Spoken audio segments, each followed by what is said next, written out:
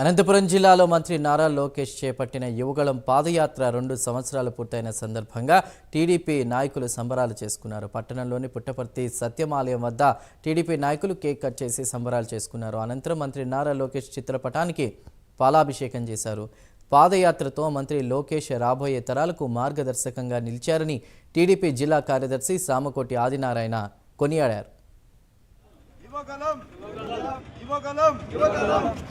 నారా లోకేష్ బాబు గారి నాయకత్వం, నారా లోకేష్ బాబు గారి నాయకత్వం, నారా లోకేష్ బాబు గారి నాయకత్వం, నారా లోకేష్ బాబు గారి నాయకత్వం. ఈ రోజుకు దాదాపు 2 సంవత్సరాలు పూర్తి చేసుకుంది.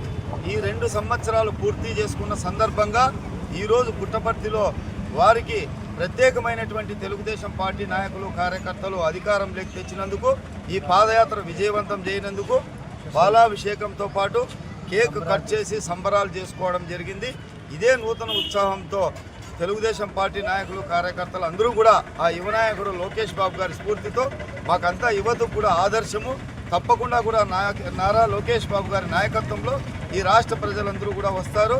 ఈ రాష్ట్ర ప్రజలందరూ కూడా యువత ముఖ్యంగా రాజకీయాల్లోకి రావాలని కోరుకుంటున్నటువంటి వ్యక్తి నారా లోకేష్ బాబు గారు.